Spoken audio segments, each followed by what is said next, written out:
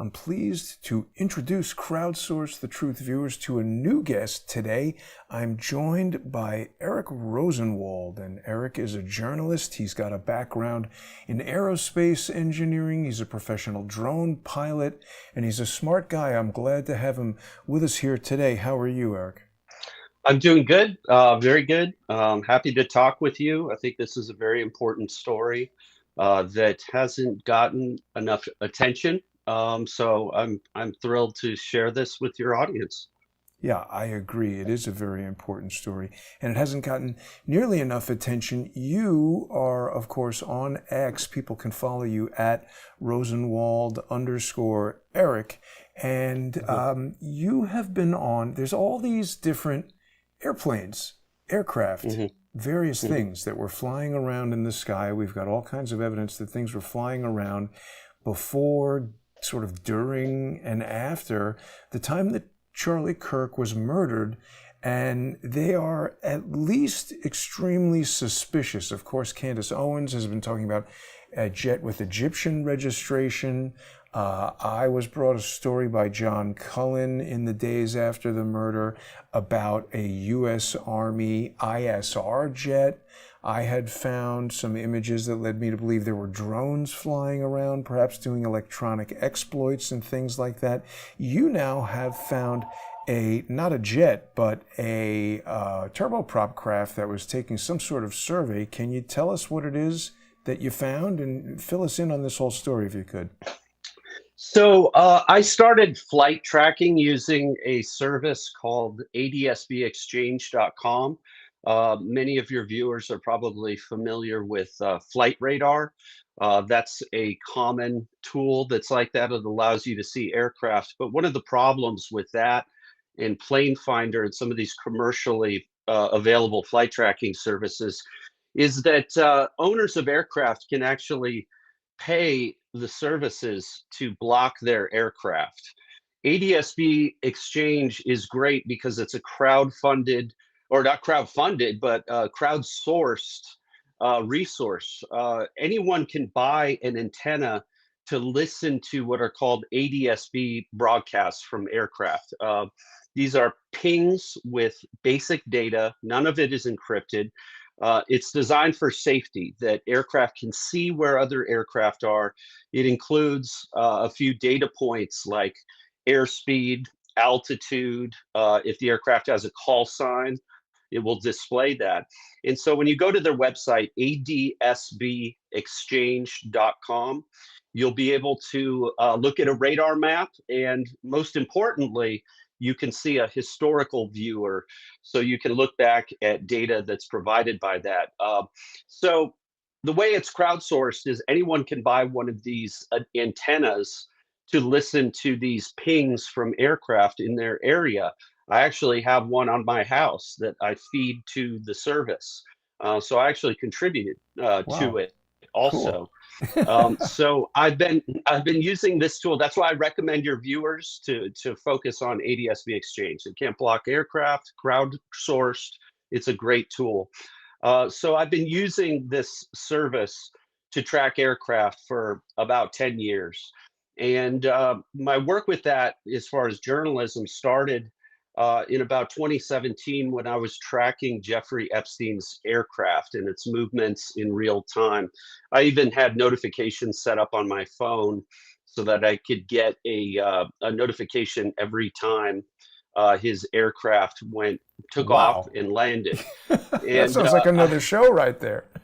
it is, and it actually, the Epstein files kind of blew up that story and that reporting I've been doing as to why Jeffrey's aircraft was in Tucson, here where I live, Tucson, Arizona.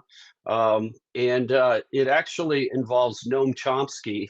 And it's a pretty wild story Wow. that Whoa. just blew up because of I came across a searchable database of the 20,000 documents provided recently by I believe, the House Oversight Committee. And so I'm plugging in gaps in the story I've been reporting on since 2019. I've been tracking Epstein's aircraft earlier than that.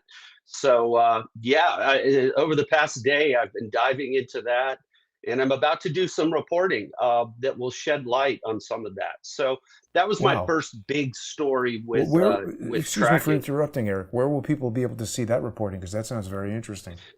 That is all on my website. I'm a freelancer, independent journalist. So that means sometimes I'll work for major publishers. I do a lot of video journalism work. So I will do that, but I've never been employed full time by a news agency. It's always been independent. I actually got into journalism in kind of a strange way. It's just a citizen journalist. So citizen journalism is something I never forgot my roots, and so that's how I did it. So basically, as far as this story, my experience doing that flight tracking, every time there's a major incident or major news event that might involve aircraft, I go back to the historical viewer on ADSB Exchange and just usually set the timer or the time for a few hours before whatever event it is and just watch the aircraft.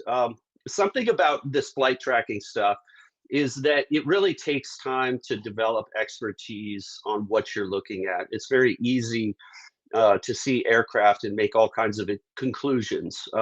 Something I always say is that every aircraft has its own personality type, and they usually fit into a series of categories. And so it's very easy to see something and think it's something big and it's not. So and that's why it's kind of like a hobby, not just a news gathering tool. So I would encourage anyone who's looking into this to really dive into it and take a look at the aircraft around where you live. Sometimes it's great to go outside and look at the aircraft you see on your little radar screen in real time. The data is broadcast like that. So I did my usual thing with the Charlie Kirk assassination. I looked up a few hours before and just watched the aircraft fly around. And something that just immediately popped out was that particular aircraft, a surveillance aircraft, was flying over the university within an hour before the assassination, and then landed at Provo Airport, which is nearby. That I know has come up a lot in Candace Owens' reporting. So I see this, I look into the company, and something interesting about that flight, and you could see it on what you brought up there. There's some lines to the far left, upper left corner, where you'll see this rake pattern, and that's a key part of that. It's underneath where it says like 11:35 a.m. in that upper left corner. You'll see a rake pattern there. That was a mission that was flown just prior to the overflights of UVU campus. And it was over actually a Utah National Guard Army, basically an Army base Wow. that's primarily used for training. Now, I'm not insinuating that that has any ties or connection to the UVU campus, but it's important for context because these were the only two flight missions for the day. First over the Army base, and then immediately after that, flying to the UVU mission. So that's something I want to point out because it's important to get a bigger picture with that. Now, companies in the oil gas industry, power companies, they have a real need for surveys of whatever it is they're doing. That includes photographic surveys, LiDAR, which is a system that captures sort of the 3D space of a given area that you're surveying. And so there are multiple options for a company, private company, or a government contractor to hire this company that owns the aircraft. It's called Mark Incorporated, MARC, and that's how. As soon as I saw this pattern, this rake pattern over UVU, I looked into the aircraft owner. This particular company, and you see the aircraft there in question. It has very sophisticated camera equipment for photographic surveys. And one of the things that jumped out as this being a photographic mission was the fact that the aircraft was flying this particular kind of rake pattern over a given area that is totally consistent with a photographic mission. So Stitch the that images was together, right? exactly hundreds, if not thousands of photos. I don't know the specs on the camera. Someone else, I haven't looked into that. Someone else in your audience might be able to look into that. There's information on their website about their equipment, so that's something worth exploring to determine what kind of resolution these photos were. So when I saw this, I looked into it. I reported it in a thread on X, and it's great that you have the company website up there too. I encourage your viewers to look into that. But one of the things that jumps out right away is this company has contracts with foreign governments, domestic governments, law enforcement is clearly one of their clients, right down to the U.S. Forestry Service. The Forestry Service has a great need to look at their things, and my guess is that the overflights of the National Guard base were related to some kind of contract with the military, which would be totally consistent with their kind of work. It's just this UVU overflight that jumps out. So my first question is not conspiracy related. It's just figuring out, did this aircraft take photos on this UVU run, that rake pattern, or was it a dry run? Were they just flying this pattern but not actually taking photographs? But it was a very, very important question to ask. Were photographs taken during the UVU mission? So some people actually confused me or accused me of being a conspiracy theorist with this report, which is absurd, really, because my primary questions were photographs taken?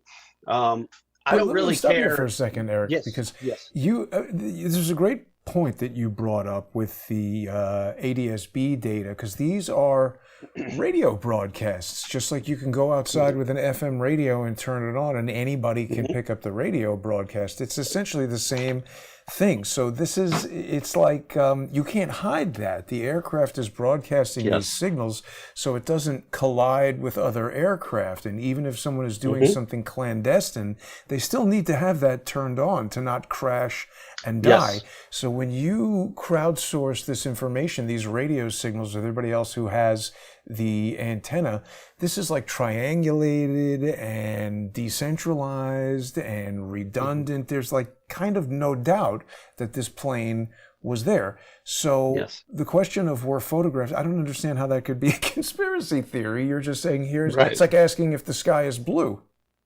Right. And what I always say too is that when it comes to the situation with the Charlie Kirk assassination, I don't really care if they were looking for a lost dog. If the photos exist from this survey mission over UVU, that's what's most important, because that would be incredibly important evidence, because it would mean there's a snapshot not only of the UVU campus but the area surrounding it. And so my first thought was the killer or potentially killers, if it were a conspiracy, are they captured in these images? And that would be huge. That would be absolutely huge, because it's possible these cameras could see faces on people, like they could be that detailed, and that is what's the most important question. And the secondary questions are, why was it there? Who ordered the flight? Those are important questions, but for me the first question was, does this bombshell evidence exist that could shed a great deal of light on the assassination and what happened just prior to it?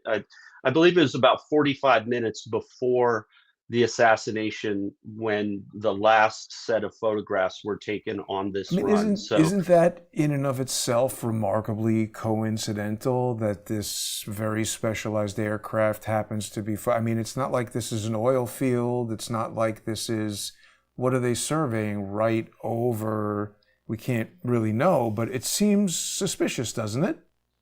it does. It does. And it's important to look back at previous flights for an aircraft like this. There are some that appear to be related to the Forest Service not long before. Again, that's consistent with government contracts that this company has. But one of the things that's interesting too about the company is they list in their capabilities rapid response. So they do have the ability to get into a place quickly and collect imagery.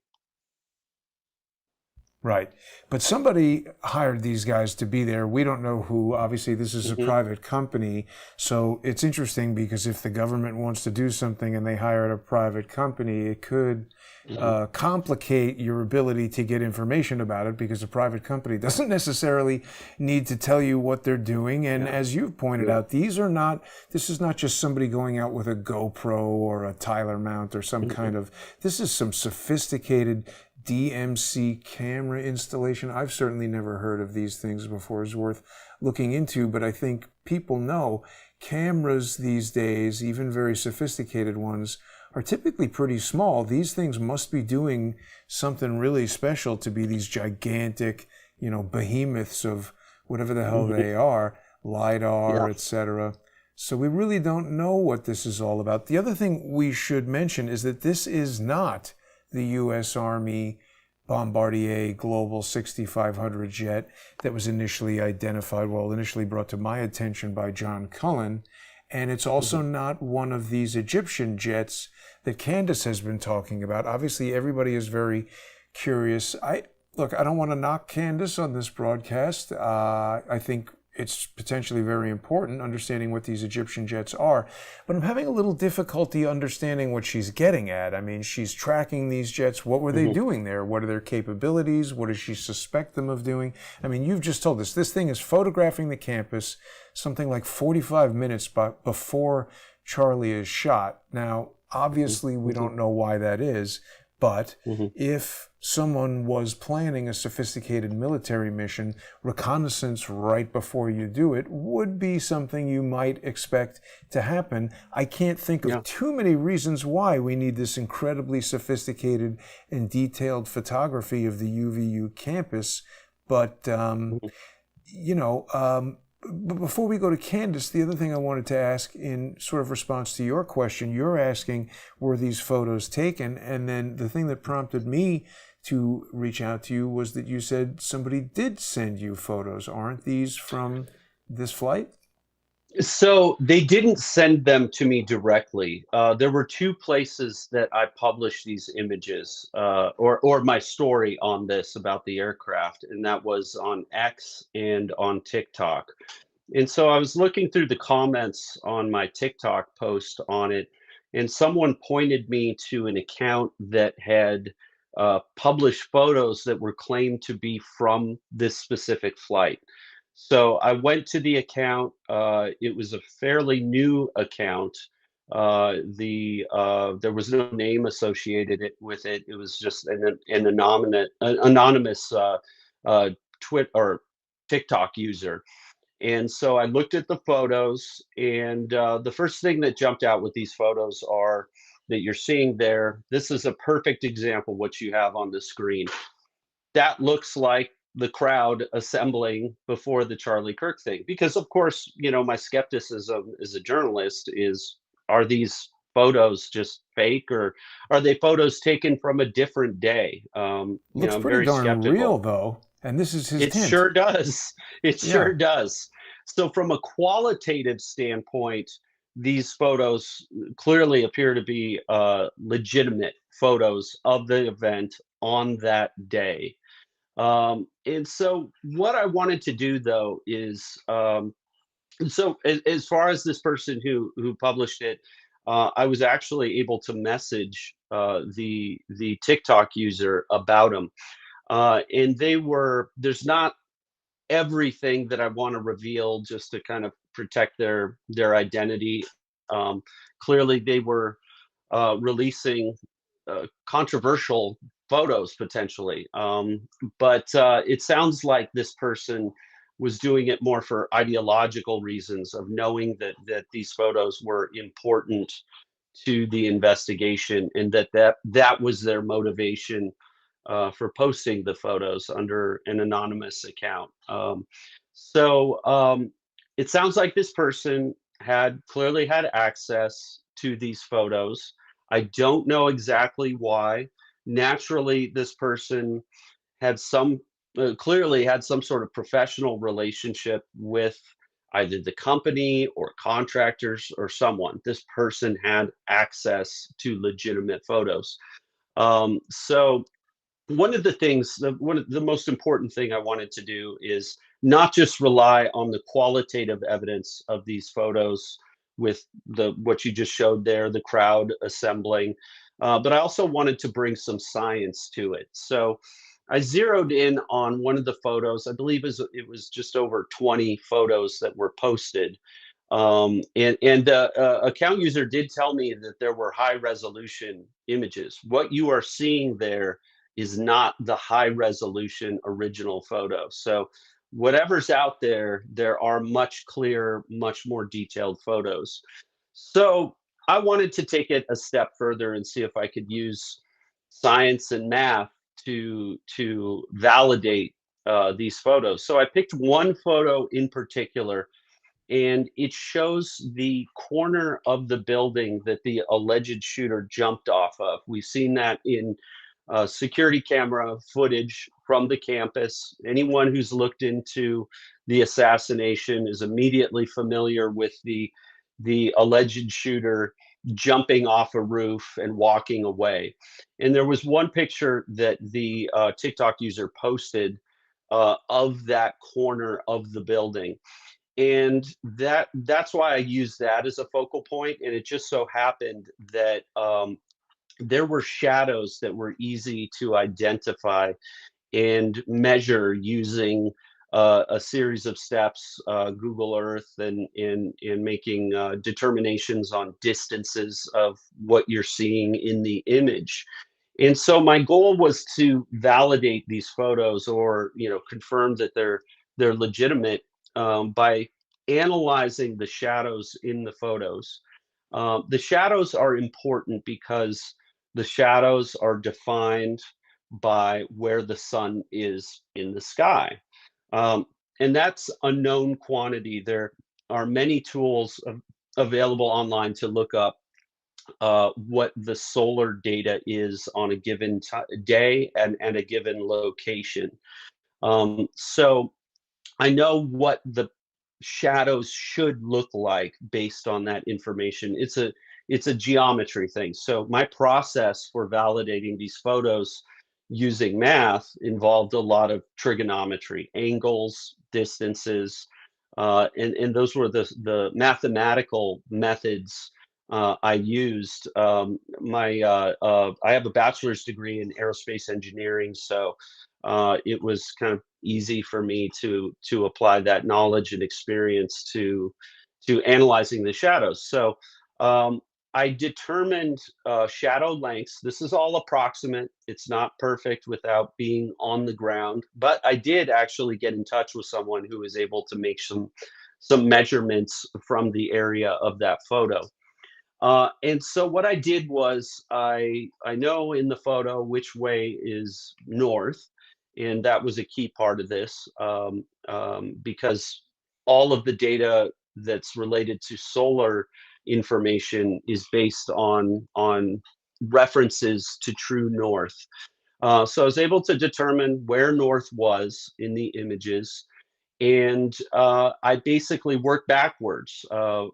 With the shadow lengths and knowing where the building is and knowing how long the shadow extends, I was able to come up with a determination of what time, at least from my calculations, what time of day the photographs, or this particular photograph, was taken at. And the two big pieces of information when it comes to shadows are altitude, or elevation, and azimuth. And so what that means is the azimuth is in reference to north, and it's the angle that the sun is in the sky when you're looking from left to right. Elevation of the sun refers to the angle in the sky upwards that the sun is at. So based on the shadow analysis, I came up with an approximate time based on the altitude and azimuth determined by my analysis of the shadows. And I used an app, a solar tracker app that I use in my drone work. I'm a professional Helios? drone pilot. I forget the name. I think it's like Sun Tracker or something like that. There's a But few, there, yeah. yeah, and there's also, I think, some official government websites that list historical data for the sun. So using using that app and that tool, I was able to plug in what the azimuth was that I determined from the shadows. And that told me the time of day at that location that would produce that angle and produce that type of shadow. So I had that from the azimuth, but I also determined the elevation of the sun in the sky, and that also I could work backwards and find out what time of day on campus a shadow would be produced like this.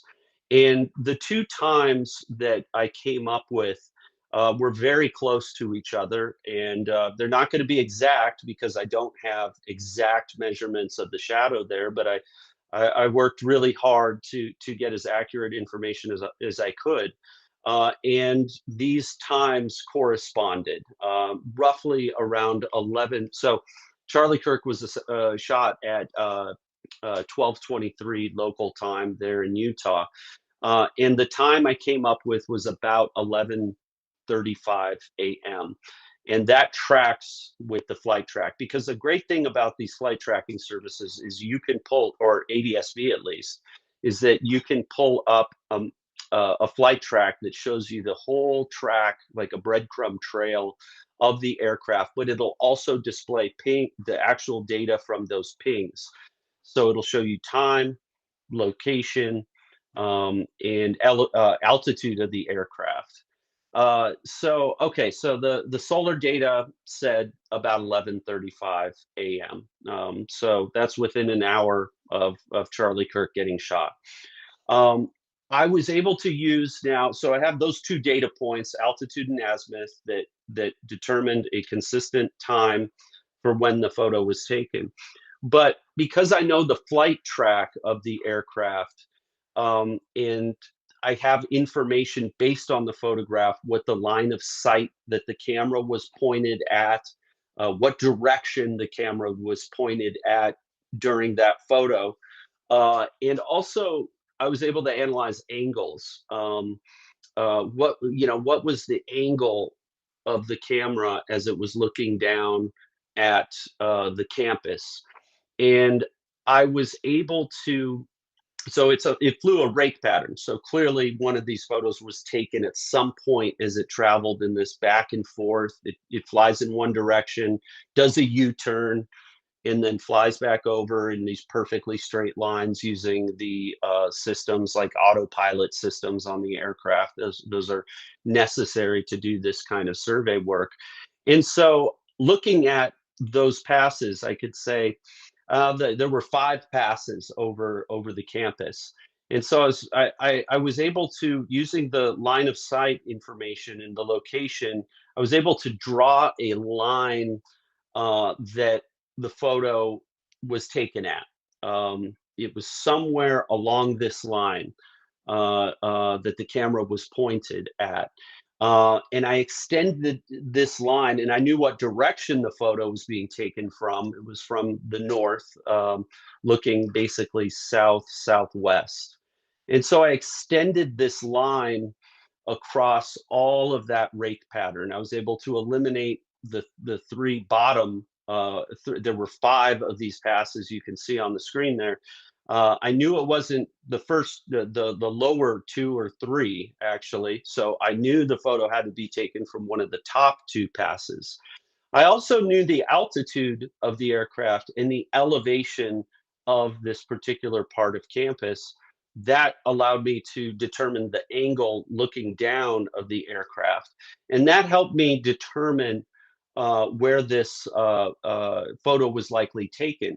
And so using those pings of where the aircraft was at what time, critically, the photo or where the aircraft was, the time of that moment, um, the final pass, that intersection point of the line of sight, um, turned out to be about 11:35 a.m.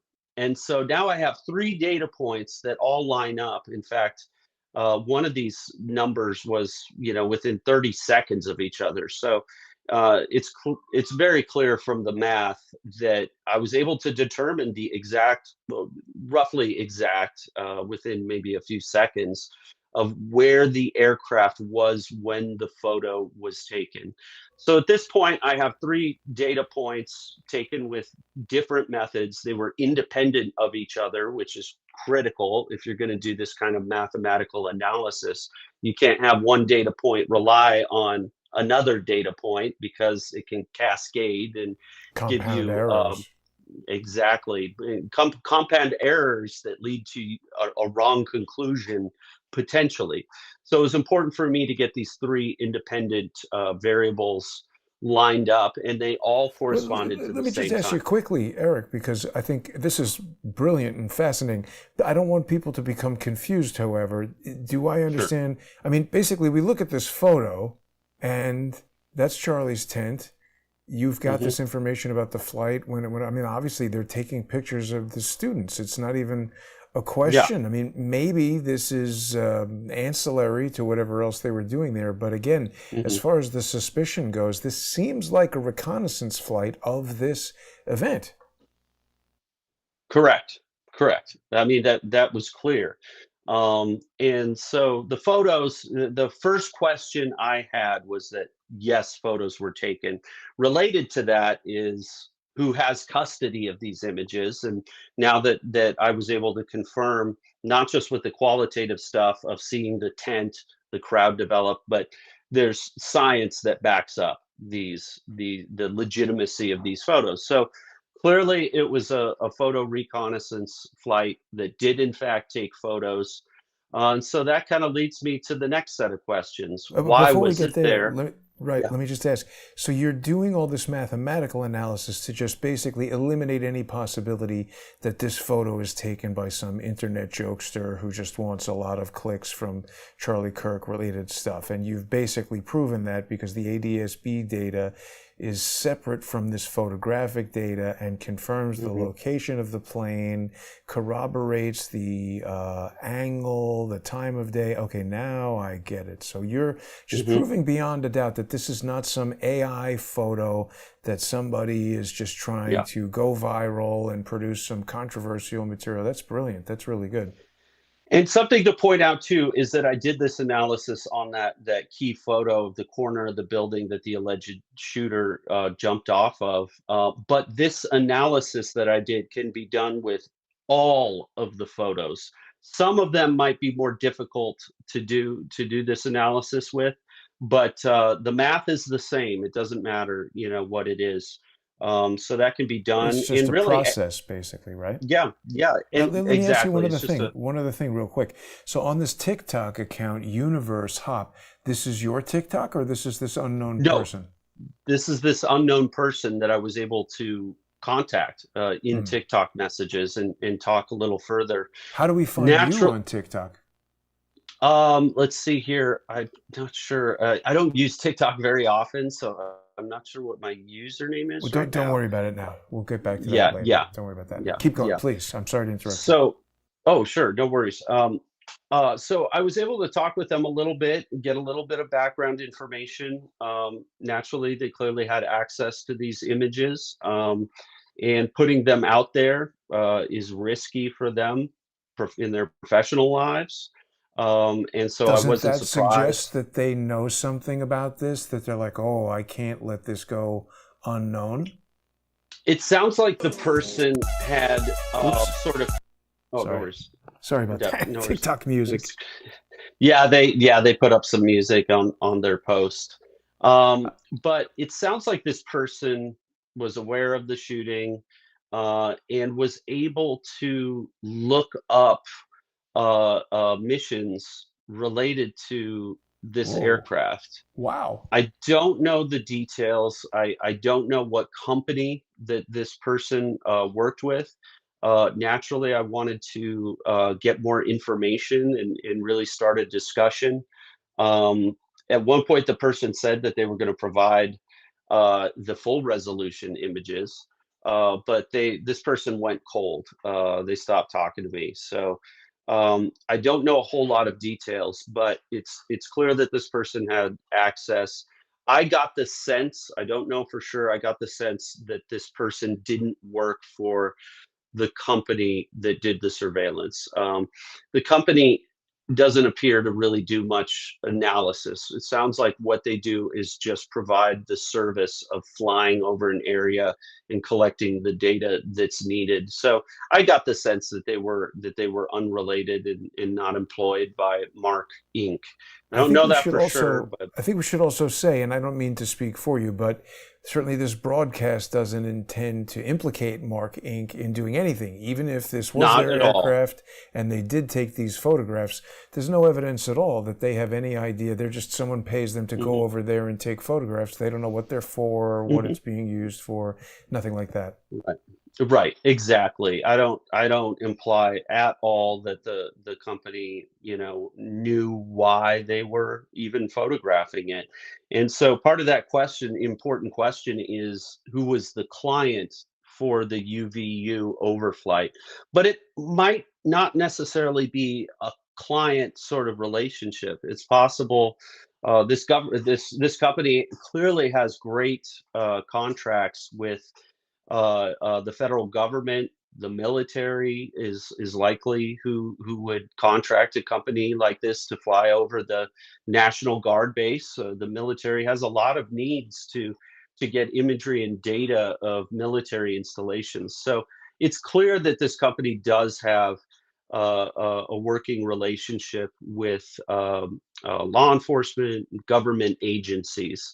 So it's entirely possible too that there wasn't like a typical paid decision to overfly UVU. I mean, it's entirely possible that someone, one of these existing clients, could call them up and say, "Hey, can you go out and get photos of it?" So that's a possibility. I'm not saying it's likely, but it doesn't necessarily have to be a traditional client of the company. Um, with rapid response capabilities, that's something that can happen quickly. So I really want to know who ordered the flight and why. Yeah. It's Okay. at this point that's the key question. So then let me take you to another area here. You've seen, I presume, the research and reporting on the U.S. Army Hades jet. You've seen some of the information, at least, about Candace Owens. Do you think these things are related? Do you have any insight into what those other aircraft were doing there? It's a lot of aircraft flying around just for Charlie Kirk to be sitting there talking, isn't it? Right, right. I don't know any of that. I've been trying to catch up with some of Candace's reporting. Something that'll always get in the way of Candace Owens is that she's clearly a controversial figure. And so a lot of people will just immediately dismiss her. But what I've always felt about journalism is that really what matters is the product, the final product. A well-written, well-sourced report stands on its own. It doesn't matter who you are, or even what your reputation is. If it's good journalism, it stands on its own, and that was a principle I always had, and a strong belief I always had since I started out with journalism as a citizen journalist, like many of your viewers. So I'm actually proof that you can start out as a citizen journalist and turn it into a professional, to turn it into a career. So that's why I'm sure a lot in your audience take that approach. But I want to remind them that if they stick with it, and no matter what their background is, no, I don't have a degree in journalism, but I do it. I do news production, things that very few people work, that very few people without an official credentialed past in journalism can do. So I just wanted to interject that for your audience, that it really, you can turn citizen journalism into a profession. Well, and I think the So commoditization of news gathering and dissemination has allowed people like you and me who have specialized skills in other fields to get into journalism where traditional journalists wouldn't really be able to do this kind of reporting in the way that you are. So let me take you to some of the stuff that I found early on that was quite curious because, I just started looking around for videos and saw that this guy, Adam Bartholomew, had recorded a live stream, and I noticed that he was recording for like about 20 minutes or so, and then he's up mhm, on the roof over here talking to these guys, and mhm. literally 1 second before the shot is fired at Charlie, this guy's broadcast was cut out. Now, in this video, I'm going through and I'm analyzing. You and I were speaking before the show. This to me is clearly a bird. We see its body Yes, changing shape as it's moving through the sky. It's moving yes, yeah. downward in the way that a bird moves. It's flying over the valley here where there's a lake and probably fish and things that birds are interested in. It comes around over the building and it comes out of the shadows. Its color matches closely with the color of the edge of the building, so it's lost to video compression for a couple of frames, but then we see it fly into the tree, which is the type of thing that birds do. Here we see an Mhm, insect, which is amazing. I was quite surprised that a cell phone camera could image this thing as clearly as it does, but we see the wings mhm, flapping, the segmented body wiggling around as it moves through the air. Even on this live stream, people can see that level of detail. But then the shot is fired. All these people react immediately. This comes from a triple redundant recording that Adam made. And so that's mhm. the only reason we have this. His live stream was cut right as the shot occurred. And that seemed very coincidental to me. I know you and I have only just begun to get to know each other, Eric, but a lot of what I do is walking around New York City, kind of razzing the cops, and they know me, and I have been, I believe, thwarted by electronic exploits now. So here's something flying that does not look like a bird to me because it's flying in a very kind of orbital pattern. It appears to be moving up. There's wiggling happening, but it's tough to tell if that's wing flapping or just video compression from a low resolution thing. I've blown it up like crazy. And of course, generally, in my experience, birds don't flock to gunshots and human chaos. They fly away from that. They're not sort of checking out what's going on over here, but that could be a reconnaissance drone. The other thing that we Mhm. noticed was this thing, which is emitting smoke. And I've never seen a bird do that. Certainly, lithium polymer batteries are very volatile, and a drone experiencing some kind of failure might emit smoke. I'm also aware that certain industrial and military drone aircraft use hybrid gas electric fuel cells. Then we've got this other thing that shoots upward very fast. It's only 5 or 6 frames of video. Doesn't seem to be flapping its wings, and it's got a rigid body. It moves by very, very quickly. And then we have this final pass of this thing that just looks like a puck that shoots by in like 3 frames. Mhm. Have you seen this imagery before? And whether or not, what do you think about all this? Uh, I'm I'm actually highly skeptical that it was a drone, because with my professional drone work, a big part of my job, well, my first task with drone work is safety. Always, everything begins and ends with safety, and that means I spend a lot of time looking at the sky and trying to identify what I'm seeing. This is a case where video artifacts are a huge factor. So for me, these videos are inconclusive. It's an important thing to ask. but I just couldn't take away any conclusions based on that. So. One Well, thing I want to add real yeah. quick is that one of the biggest flight tracking stories that came out early on was an aircraft that flew from Provo, Utah to Arizona. And the narrative with that story was that the aircraft shut off its responder. And it doesn't appear to be that's true at all. These receivers that collect that ADSB data, there are often situations, especially around the West Coast, where there isn't good coverage with these receivers like I have. It actually costs usually about like $70 to get everything you need to broadcast and feed it to ADSB.com. And so that aircraft looked like it had just dropped off ADSB coverage. I think that I the was a little, owner yeah, gave some statement as to why, but you're right. That was basically, it turned out to be potentially not what it initially appeared to be. Before yes. we move off of this drone piece right here, there Mhm. was sort of contemporaneous reporting about this U.S. Army Hades jet, which was again tracked through ADSB data as having been flying right by the morning before the assassination and then coming back later in the day. And the thing, Hades stands for High Accuracy Detection and Exploitation System. And again, I agree with you that that video is potentially inconclusive. It's got evidentiary value, but we can't just look at it and say, oh, that's definitely a drone. The reason why I think it shows what probably are drones is because this Hades jet was there doing something. ISR is intelligence, surveillance, reconnaissance. Hades, high accuracy detection and exploitation. Adam Bartholomew's video being shut down the instant before the shooting. There's another TikTok user who was also cut off from live streaming right before the shooting. It's all very suspicious, and we've got these reconnaissance flights. I mean, again, these are pieces of a puzzle that we're trying to put together to understand. It just seems a little too coincidental to me to be merely a coincidence that Adam's system cut out. What about those video images? I mean, what about the one making the smoke? What could that be if it's not a drone?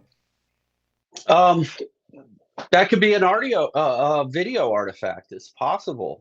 A trail essentially It from doesn't the object. really, I understand what you're saying, an MPEG Mhm. trail, but it doesn't seem to be that, the nature of the way that stuff, it looks to me like smoke, and also Yeah, why in the same video, the same lighting conditions, the same bit rate of encoding, why wouldn't we see similar MPEG artifacts on similar items moving at similar speeds? There's something that, that thing that does the orbital right before is moving at essentially the same speed. Why doesn't that have any artifacts? And the thing doesn't sure. exhibit artifacts throughout the duration of the flight. I don't mean to put you on the spot. I appreciate your Hmm. exacting approach to evaluating evidence, but it takes me back to my initial question. Had you seen that evidence before? And maybe it's just a matter of you need to study it a bit more. And one of the things is with my video journalism. I do a lot of video editing, so I have a lot of expertise with that. So that's really what leads to my skepticism. I think it's very worthwhile to look into, and like you said, the apparent smoke trail is interesting, but from everything I've seen related to drone footage right over the event, I just came to the same conclusion that it's inconclusive. So I haven't seen anything where I'm like, that is a drone yet, but it's worth investigating. There are anomalies, absolutely, with those. So I encourage anyone to look further into that and analyze that. So I just don't have any conclusions Yeah, based on sure. it, but it's a very worthwhile topic to further investigate. And I'm Yeah, and sure with so certainly, many cameras there, someone might have another photo of the or video of the same object.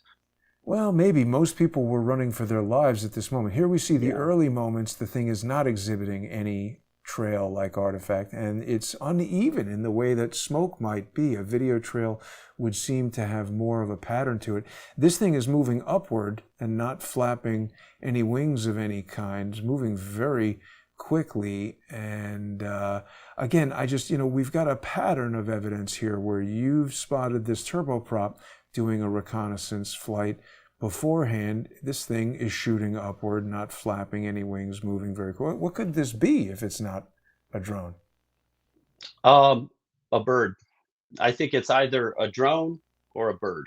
But how Those could are it be a the bird if it's not flapping its wings? And why is a bird? We haven't seen any other birds flying directly over this crowd in an hour and 7 minutes of footage. There are many birds, but they are all of a similar type. They look like eagles. There's a lot of eagles over there in Utah, and they're all over in the valley over the lake, like I said, where fish and other things that birds would be concerning themselves with. I don't know. I appreciate the skepticism, but I'm pretty convinced that we might have some drones here. There was another video that I had from our buddy with the Dolby Vision HDR that seemed to possibly be a drone. And I just want to take a quick look at that.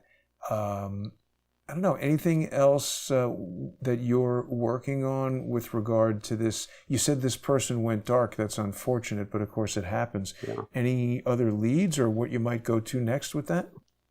So one of the leads I have, and again, I want to emphasize that the public seeing the imagery and the full resolution imagery and the complete photo set, which could number in the hundreds, if not thousands of photos. My main concern is that the public gets to see that. Um, so what was the question again? Well, just how we might get to that now that this Oh, yeah, person yeah, who's yeah. gone So, oh, dark. okay. So, I want to find out who was the client, or really more specifically, who ordered the flight. And there are services out there that provide GIS imagery that's just sort of geographical data that's related to like LiDAR. But there are websites out there, services out there that provide that kind of imagery. So I'm wondering, if this person on that created the TikTok account was somehow able to access it through that.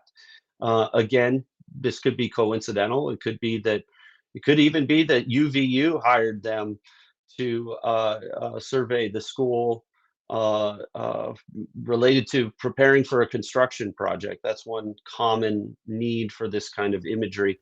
But I think anyone investigating this really needs to try to find out who the source, what company, organization was the source of these images that the TikTok user was able to obtain. And one of the things I would love is for Mark Inc. to at least release a statement. They have clients that highly sensitive clients for sure. I mean, foreign governments are not going to want this company to release information on it. So I would fully expect that the company would have nothing to say about that.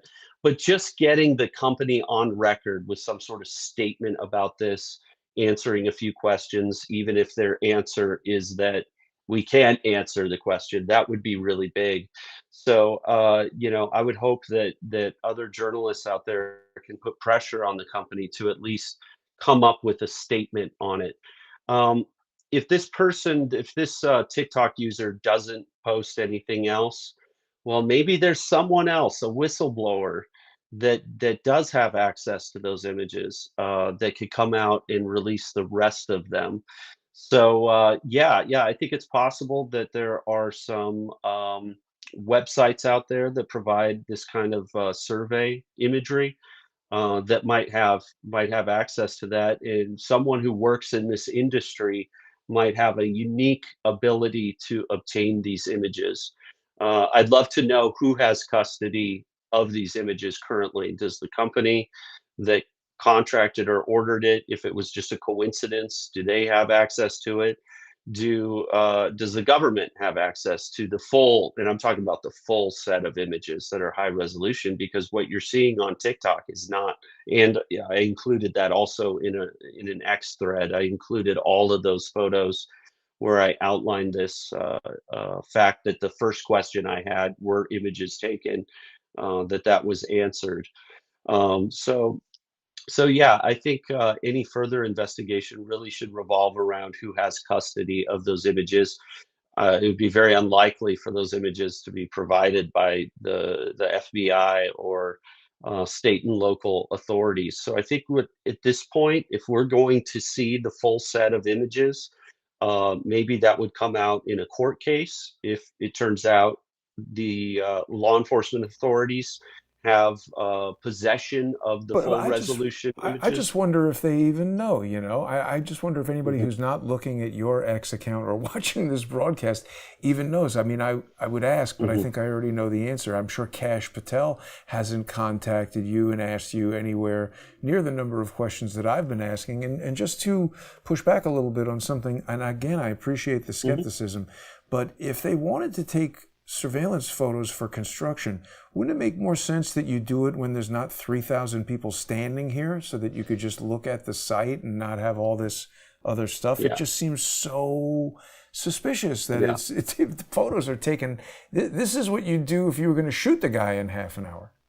And I'm very skeptical through every step of this, but I mean, it's undeniable the possibility that this wasn't a coincidence, that they weren't doing a survey of something else, because the flight did go over Interstate 15, and I could see the state of Utah being interested in that, so that's always a possibility. But it really is. There's a lot of coincidences here that make it a very important, reasonable question to ask. Was this flight related to a conspiracy to kill Charlie Kirk? I mean, it's just an obvious, reasonable question to ask. Absolutely. And I think that is a perfect moment for us to break. It's been great meeting you, Eric. I really appreciate your journalism, your skepticism. I don't need you to come on here and agree with what I say, but it's good Mhm. to have a professional and a skeptical eye. I think people are going to want to hear more about your research into Jeffrey Epstein's screwy jet. I want to talk to you about that 727 and what they might have been dropping out of that back Yes. door. It was from 1969, before the Cooper vane was installed. So I know a little bit about aviation Okay. myself. I think you and I could have some good conversations, but people should definitely follow you on X at Rosenwald_Eric. And they can also go to Rosenwaldphotography.com. Check out everything you would want to know about Eric. Anything else you want to say before we wrap up today? So, one last thing is, yesterday when I got a hold of a searchable database for Jeffrey Epstein, I encourage people to go to my website. It's on the sidebar, the links to a two-part series about Jeffrey Epstein and his involvement with my alma mater, the University of Arizona here in Tucson. And I'm finding some really, really amazing stuff in these documents that the House Oversight Committee released, and I am actively reporting on that right now. And there's some amazing stuff that's coming out about that. So anyone who follows me on X can find that out.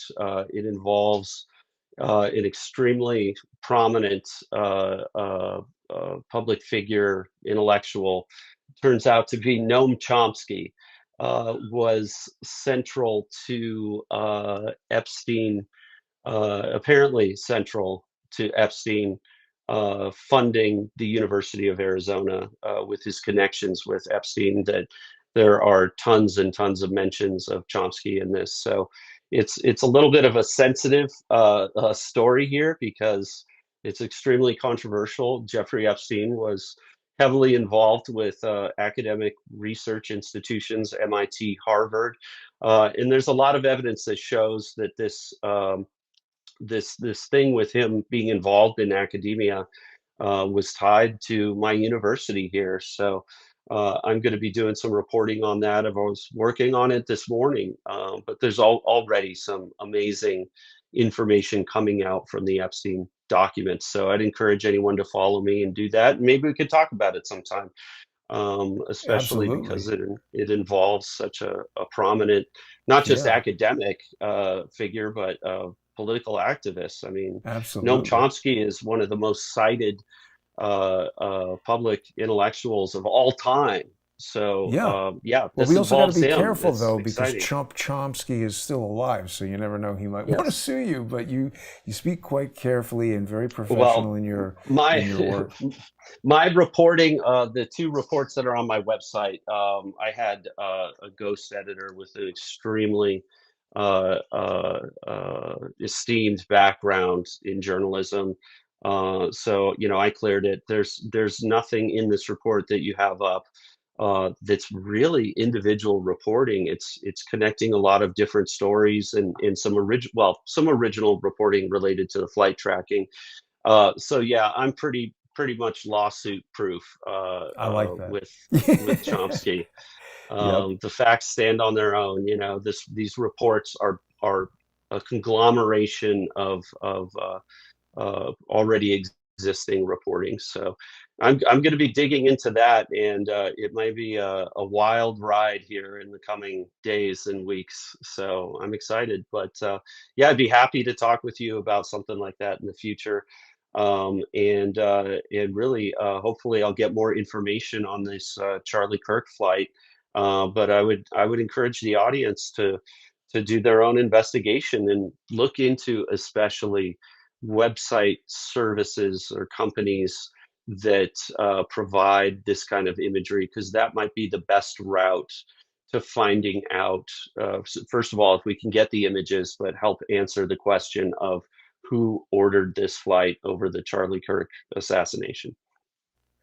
Eric Rosenwald, thank you for joining me. Excellent to meet you. And I want to remind everybody they can support Crowdsource the Truth on crowdsourcethetruth.substack.com or subscribestar.com or patreon.com/crowdsource the truth. You can follow me on X at JG_CSTT and subscribe there. I look forward to speaking with you again. Eric, have a great day.